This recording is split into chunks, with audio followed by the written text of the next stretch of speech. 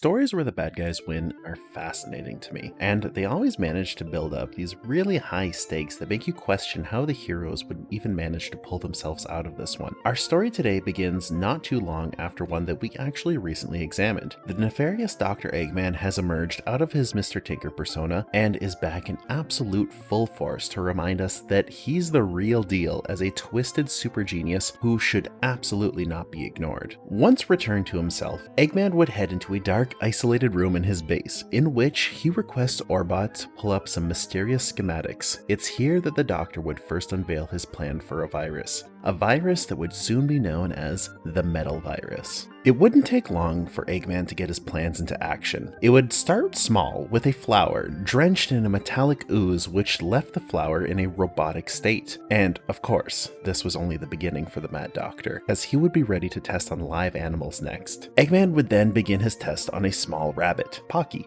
Once drenched in the ooze, he would be completely under the Doctor's control as a mindless metallic zombie. And not only that, but after being commanded to grab Picky, a pig, the twisted madman would find that the virus would simply spread through touch. Even without Eggman's orders, this infected rabbit would be ready to attack any non-infected in sight. Eggman would then command the small squirrel to grab the infected flower from beforehand, and under threat of being infected by Pocky, well, he would have no choice but to grab said flower. With the flower in hand, he would touch a variety of non-organic materials, and we would learn that the virus would not spread throughout any of them. This went as planned for the Doctor, and much to Eggman's twisted joy, he would find that the virus would spread from flora to fauna, which is to say essentially that it could spread from plants to animals and vice versa. But where is our heroic blue blur throughout all this? Well, Sonic would find himself brought back to Windmill Village, the same place that Mr. Tinker once called his home, but this time it would be under much darker circumstances. He would find the village leader tied up to a tree, and once Sonic and Tails would rescue this elder,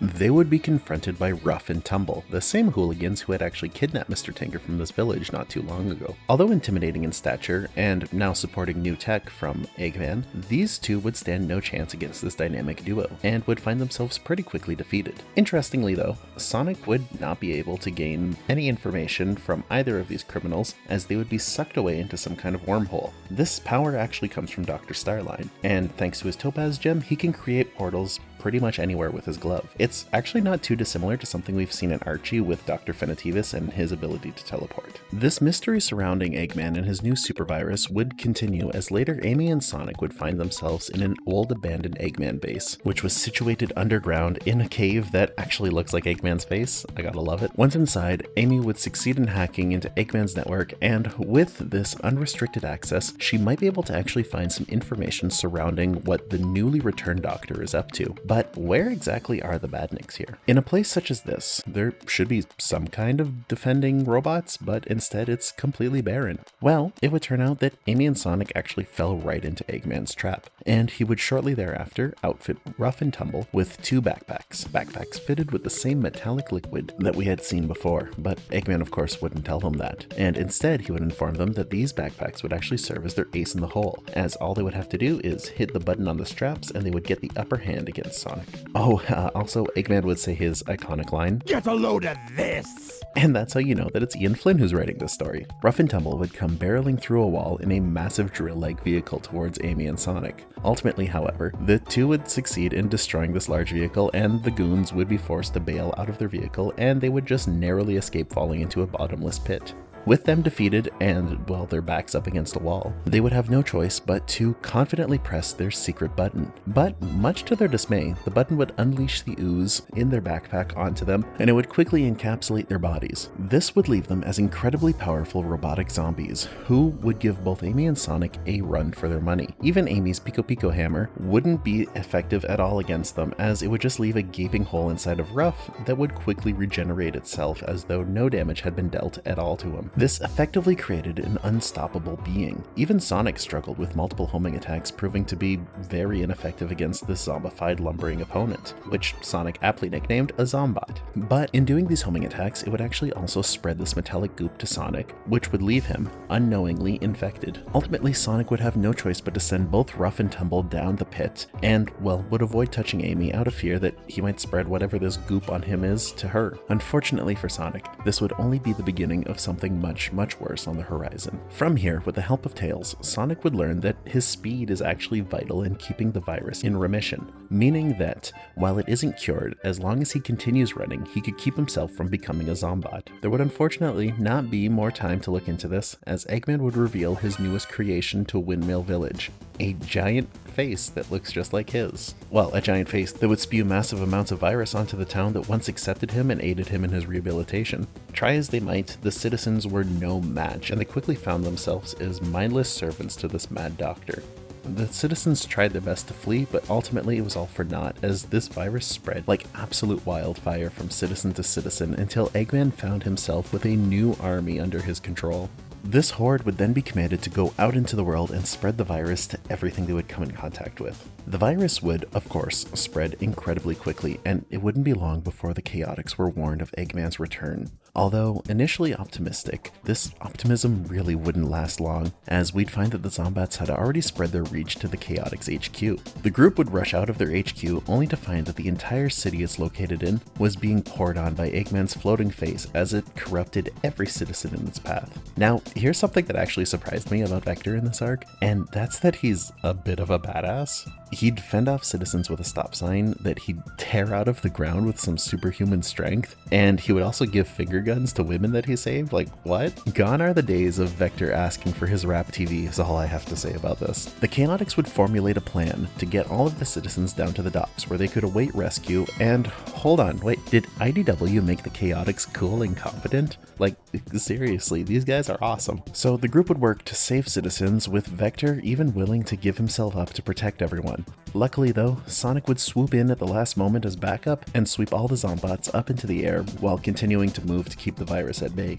The writing around Vector would continue to surprise me as a citizen would find herself infected, and in the heat of the moment, Vector would separate her from everybody else with vehicles that he picked up with that superhuman strength that he's apparently got, and would place them around her to keep her segregated from the other survivors. He actually looks legit remorseful as he apologizes to this terrified infected who hasn't completely turned yet.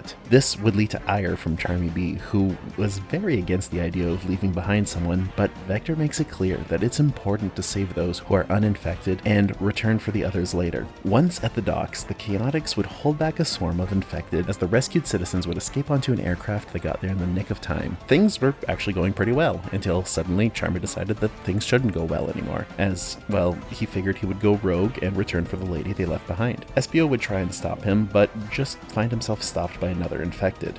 At the car prison that Vector had created, Charmy would find that this woman unfortunately was completely infected now.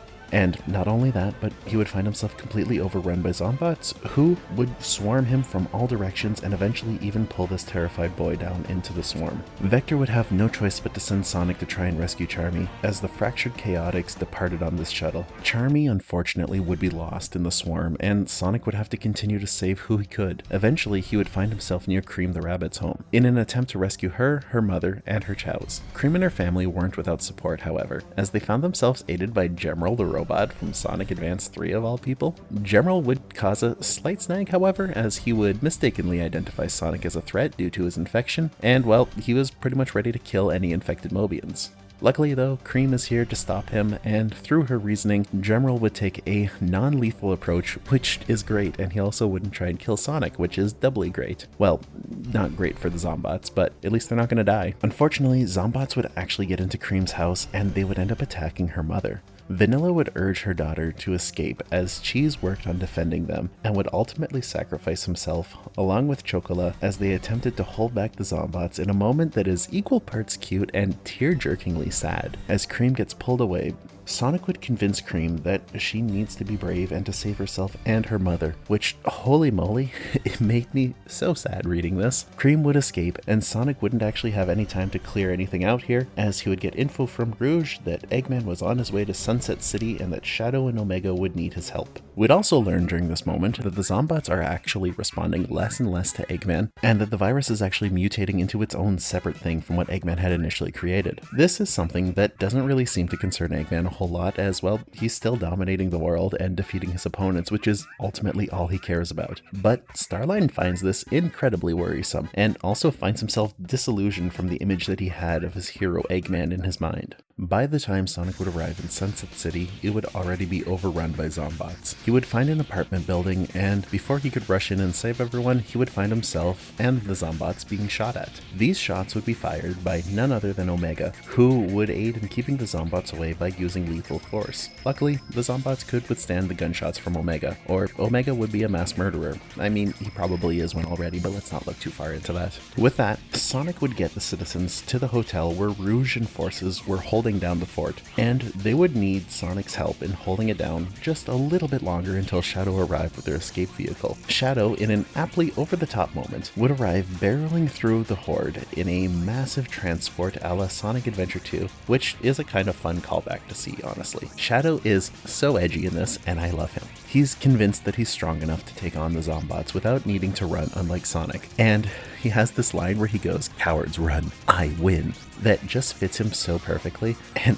I love it. Shadow would leap into the crowd head first, just full of Zombots, and in order to hold them off while the civilians load up inside of the truck. And man, like, what is up with this arc and making everybody just so frickin' badass all the time? While in this fight, Shadow would learn that, well, maybe he's not the ultimate life form that he thought he was, and he would be quickly overrun and corrupted by the virus, leaving himself taken down by his own hubris. Not only that, but now Sonic would be stuck dealing with the consequences of Shadow's actions, as he now found himself pinned up by none other than the Zombot Shadow, who honestly just looks so incredible to me. Sonic and Zombot Shadow would duke it out, with the two of them actually being pretty evenly matched, and Sonic, for the second time in an IDW comic, would go on to give me flashbacks to Super Smash Bros. Brawl. You're too slow! Rouge would then decide to take the helm at the transport as Sonic and Omega remained behind to give them cover. The Zombot Shadow would rush at the two, and Omega would spew out his own cheese, but also really awesome line as he announced that there is no retreat and no mercy. I love it. It's so good. Omega would put up a pretty decent fight against Shadow as he'd slam him to the ground, but unfortunately, Zombot Shadow is just too much and would succeed in causing major damage to Omega. All hope would be lost as it seems that Sonic and Omega were completely overwhelmed, and well, Omega was being torn apart from the inside. So it pretty much spelled the end, if not for the backup that came from Silver and Tails. Well, mostly Silver, who would buy Sonic some time and allow them to escape, as well as permitting Tails to grab Omega's head before fleeing off into the sky with Silver. Eventually, Sonic would arrive at Restoration HQ. This is one of the last bastions of hope against the Zombots, and the coordination center where Amy would deal with sending out reinforcements to different locations that were under attack. Things here are dire. Citizens are crammed in, and after having lost so much, it's really hard to keep morale up.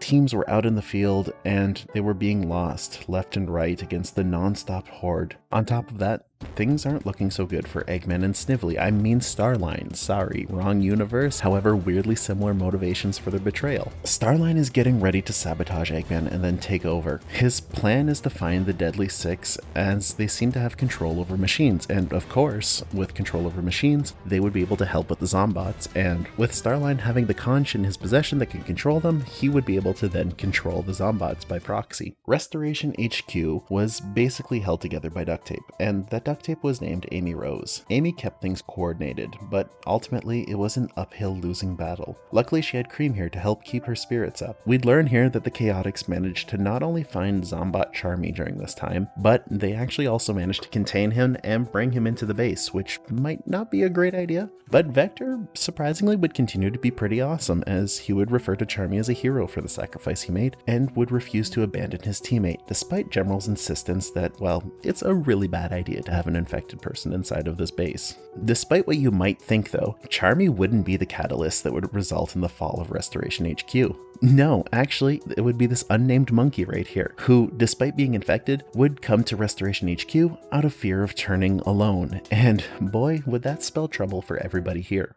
Through the chaos of people running away from this monkey, Vector would be knocked over and, well, Zombot Charmy would break free. Espio would just nearly sound the alarm as General swooped in to protect Cream. Amy would then rush in and fend off the Zombots as she attempted to find any survivors to escape with. We'd find that Cream's mother would actually find herself cornered, and she would sacrifice herself as she attempted to protect her daughter. I'm not going to lie, I cried a little bit when I was reading this, and when I saw Amy swoop away with Cream, it was a tearjerker, I'm not gonna lie. As Vector and General, attempted to seal the doors, the infected Charmy would burst in and Vector would tackle him to the ground before he could infect anybody else. Unfortunately, this tackle would then seal Vector's fate. As the coolest dude alive apparently now, Vector would then take Charmy out into the mob of newly affected Zombots, sacrificing himself in order to hold back the Zombot mob, leaving Espio as the last remaining uninfected Chaotix member, which, holy cow, why is Vector so cool in this? Meanwhile, in Central City, Tangle, Tails, and Whisper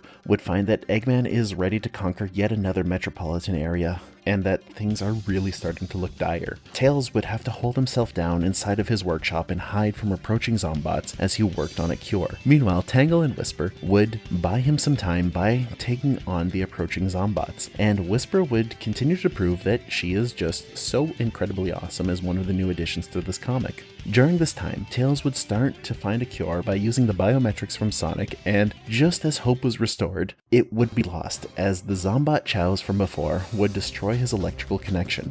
But at least Tails had the hard drive backup, right?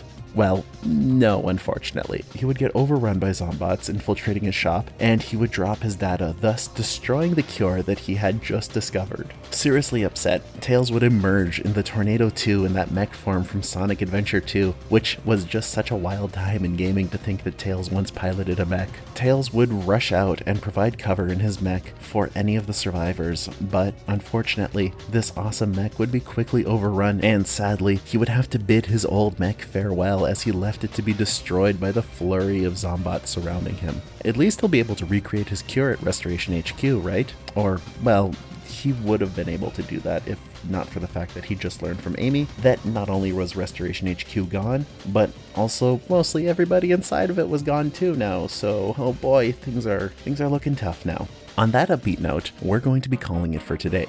We're going to continue this story at the end of the month and finish it off, but for one video, this seems like plenty of information to digest. I've really wanted to tackle this story for a long time, and it's been suggested to me a ton now, like for the past year, ever since I did my video on Mecha Sally, so I really hope that you enjoyed the work that was put into this. Legitimately could not have been made possible without the help of my editor, whose name will be on the screen right now.